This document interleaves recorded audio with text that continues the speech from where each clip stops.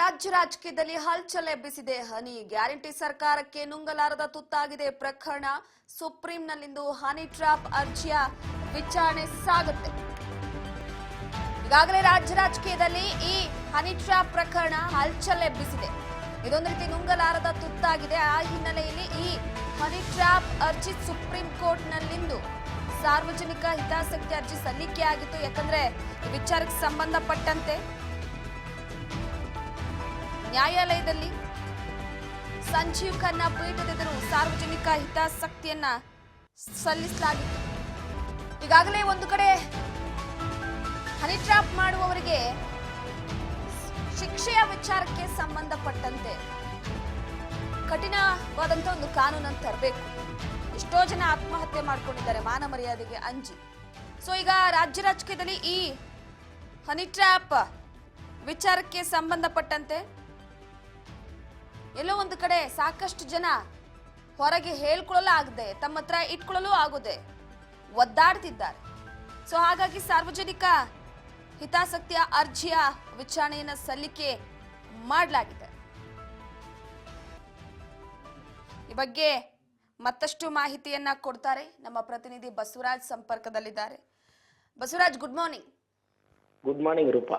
ಬಸವರಾಜ್, ಪ್ರಮುಖವಾಗಿ ಈಗಾಗಲೇ ಈ ಹನಿ ಟ್ರ್ಯಾಪ್ ಗದ್ದಲ ಸದ್ಯದ ಮಟ್ಟಿಗೆ ಮುಗಿಯುವ ಹಾಗೆ ಕಾಣಿಸ್ತಾ ಇಲ್ಲ. ಸೊ ಪ್ರಮುಖವಾಗಿ ಸರ್ಕಾರಕ್ಕೆ ಒಂದು ಮುಜುಗರದ ಪ್ರಶ್ನೆ. ಇದನ್ನ ಉನ್ನತ ಮಟ್ಟದ ತನಿಖೆಗೆ ಆದೇಶಿಸಿದ್ರೆ ಅಕಸ್ಮಾತ್ ಹನಿ ಟ್ರ್ಯಾಪ್ಗೆ ಒಳಗಾಗಿದ್ರೆ ಸೊ ಸರ್ಕಾರಕ್ಕೆ ಮುಜುಗರ ಆಗುತ್ತೆ. ಆದ್ರೆ ಅಬ್ಬರಿಸಿ ಬೊಬ್ಬರಿಸಿದಂತ ನಾಯಕರುಗಳು ಇದ್ದಕ್ಕಿದ್ದಾಗೆ ಸೈಲೆಂಟ್ ಆಗಿರೋದಕ್ಕೆ ಕಾರಣ ಏನಿರಬಹುದು ಅಂತ? ರೂಪ, ಈಗಾಗಲೇ ಹನಿ ಟ್ರ್ಯಾಪ್ ಅಂತಕ್ಕಂಥ ವಿಚಾರ ವಿಧಾನಸಭೆಯಲ್ಲಿ ಯಾವಾಗ ಪ್ರಸ್ತಾಪ ಆಯಿತು ದೊಡ್ಡ ಮಟ್ಟಿಗೆ ಚರ್ಚೆಗೆ ಗ್ರಾಸವಾಯಿತು. ವಿಪಕ್ಷಗಳು ಕೂಡ ಈ ಬಗ್ಗೆ ಸೂಕ್ತ ಮಟ್ಟದ ತನಿಖೆ ಆಗಬೇಕು, ಒಬ್ಬ ಸರ್ಕಾರದ ಹಿರಿಯ ಸಚಿವರು ಎಸ್.ಟಿ ಸಮುದಾಯದ ಸಚಿವರು ಅವ್ರಿಗೆ ಈ ರೀತಿಯಾಗಿರ್ತಕ್ಕಂಥ ಹನಿ ಟ್ರ್ಯಾಪ್ ಆಗಿದೆ ಅನ್ನುವಂಥದ್ದನ್ನ ವಿಧಾನಸಭೆಯಲ್ಲಿ ಅವರು ಹೇಳ್ಕೊಂಡಿರ್ತಕ್ಕಂಥದ್ದು ಒಂದ್ ಕಡೆ ಅವರು ಅಸಹಾಯಕತೆಯನ್ನು ತೋರಿದಂತಿತ್ತು ಅನ್ನುವಂತಹ ರೀತಿಯಲ್ಲಿ ಕೂಡ ವಿಪಕ್ಷಗಳು ಒಂದಿಷ್ಟು ಲೇವಡಿ ಮತ್ತೆ ಒಂದು ಆರೋಪಗಳನ್ನು ಕೂಡ ಮಾಡಿದ್ರು. ಸೊ ಆ ಒಂದು ನಿಟ್ಟಿನಲ್ಲಿ ಅದಾದ ಬಳಿಕ ಆ ವಿಧಾನಸಭೆಯಲ್ಲಿ ಕೆ.ಎನ್. ರಾಜನ್ ಅವರು ಹೇಳಿದ್ರು, ಹೌದು ನನಗೆ ಹನಿ ಟ್ರ್ಯಾಪ್ ಅಂತ ಮಾಡುವಂತ ಪ್ರಯತ್ನ ನಡೆದಿತ್ತು. ಅದರಲ್ಲಿ ಸುಮಾರು ಈಗಾಗಲೇ ರಾಜ್ಯದಿಂದ ಹಿಡಿದು ರಾಷ್ಟ್ರ ಮಟ್ಟದಲ್ಲಿ ಕೂಡ 48 ಜನರು ಕೂಡ ವ್ಯಕ್ತಿಗಳು ಕೂಡ ಹನಿ ಟ್ರ್ಯಾಪಿಗೆ ಒಳಗಾಗಿರ್ಬಹುದು ಅನ್ನುವಂತ ಒಂದಿಷ್ಟು ಸ್ಫೋಟಕ ಮಾಹಿತಿಯನ್ನು ಕೂಡ ಹೇಳಿದ್ರು. ಅದಾದ ಬಳಿಕ ಅವರಿಗೆ ಏನು ಹನಿ ಟ್ರ್ಯಾಪ್ ಅಂತಕ್ಕಂಥದ್ದು ಏನು ಪ್ರಯತ್ನ ನಡೀತು ಅದ್ರ ಬಗ್ಗೆ ನಾನು ದೂರು ಕೂಡ ಸಲ್ಲಿಸ್ತೇನೆ, ಗೃಹ ಸಚಿವರನ್ನ ಭೇಟಿ ಮಾಡಿ ದೂರು ಕೊಡ್ತೇನೆ, ನನ್ನ ಬಳಿನೂ ಕೂಡ ಕೆಲವಷ್ಟು ಪುರಾವೆಗಳಿದಾವೆ, ಅವುಗಳ ಸಮೇತವಾಗಿ ನಾನು ದೂರು ಕೊಡ್ತೇನೆ, ಇದು ಉನ್ನತ ಮಟ್ಟದ ತನಿಖೆ ಆಗ್ಬೇಕು ಅನ್ನುವಂತ ಮಾತನ್ನು ಕೂಡ ಹೇಳಿದ್ರು. ಅದಕ್ಕೆ ಗೃಹ ಸಚಿವರು ಕೂಡ ಒಪ್ಪಿಗೆ ಕೊಟ್ಟಿದ್ರು. ಅದರಂತೆ 3-4 ದಿನಗಳು ಅಂದ್ರೆ ಸದನ ಮುಗಿದು 3-4 ದಿನಗಳ ಕಾಲ ಸಿಎಂ ಸಿದ್ದರಾಮಯ್ಯ ಜೊತೆ ಚರ್ಚೆ ನಡೆಸಿದ್ದಾರೆ, ಅವರ ಆಪ್ತರ ಬಳಿ ಚರ್ಚೆ ನಡೆಸಿದ್ದಾರೆ.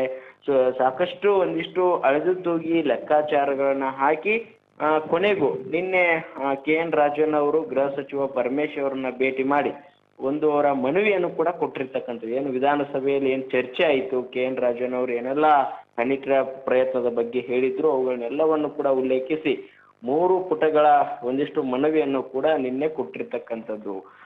ಒಂದಿಷ್ಟು ನಾಯಕರು ಇಷ್ಟು 4 ದಿನಗಳ ಕಾಲ ಯಾಕೆ ಮೌನ ವಹಿಸಿದ್ರು, ಆ ಒಂದು ಸಂದರ್ಭದಲ್ಲಿ ಇದಕ್ಕೆ ಇತಿಶ್ರೀ ಆಡಬೇಕು, ದೊಡ್ಡ ಜಾಲವಿದೆ ಅನ್ನುವಂಥ ರೀತಿಯಲ್ಲಿ ದೊಡ್ಡ ಮಟ್ಟದಲ್ಲಿ ಕೆ.ಎನ್. ರಾಜನ್ ಅವರು ಅದರಲ್ಲೂ ಪ್ರಮುಖವಾಗಿ ವಿಧಾನಸಭೆಯಲ್ಲಿ ಮಾತನಾಡಿರ್ತಕ್ಕಂಥದ್ದು ಹೆಚ್ಚು ಚರ್ಚೆಗೆ ಗ್ರಾಸವಾಗಿತ್ತು. ಆದ್ರೆ ಎಲ್ಲೋ ಒಂದ್ ಕಡೆ ಹೈಕಮಾಂಡ್ ನಾಯಕರು ಎ.ಸಿ.ಸಿ ಅಧ್ಯಕ್ಷರಾಗಿರ್ತಕ್ಕಂಥ ಮಲ್ಲಿಕಾರ್ಜುನ್ ಖರ್ಗೆ ಅವರು ಸಿಎಂ ಸಿದ್ದರಾಮಯ್ಯವ್ರನ್ನ ಭೇಟಿ ಮಾಡ್ತಾರೆ, ಇದ್ದಕ್ಕಿದ್ದಂತೆ ಬಂದು ಅದಾದ ಬಳಿಕ ಎಲ್ಲವೂ ಕೂಡ ಮೌನ ವಹಿಸ್ತಾರೆ. ಇನ್ನೊಂದು ಕಡೆ ಸಿಎಂ ಸಿದ್ದರಾಮಯ್ಯ ಜೊತೆ ಕೆ.ಎನ್. ರಾಜನ್ ಅವರು ಚರ್ಚೆ ನಡೆಸ್ತಾರೆ, ಅವರ ಪುತ್ರ ಕೂಡ ರಾಜೇಂದ್ರ ಅವರು ಕೂಡ ಚರ್ಚೆ ನಡೆಸ್ತಾರೆ. ಆ ಒಂದು ಸಂದರ್ಭದಲ್ಲೂ ಕೂಡ ಅವರು ಯಾವ ಒಂದು ಪೊಲೀಸ್ ಸ್ಟೇಷನ್ಗೂ ಕೂಡ ಹೋಗಿ ದೂರು ಕೊಡಲ್ಲ, ಆದ್ರೆ ಒಂದು ಮನವಿಯನ್ನ ಕೊಡುವಂತ ಪ್ರಯತ್ನ ಮಾಡಿದ್ದಾರೆ ಹೊರತು ಇದುವರೆಗೂ ಕೂಡ ಪೊಲೀಸ್ ಆಯುಕ್ತರನ್ನ ಭೇಟಿ ಮಾಡಿ ಉನ್ನತ ಮಟ್ಟದ ತನಿಖೆ ಆಗ್ಬೇಕನ್ನುವಂಥದ್ದನ್ನು ಕೂಡ ಅಲ್ಲಿ ಪ್ರಕರಣ ದಾಖಲಿಸಲಿಲ್ಲ.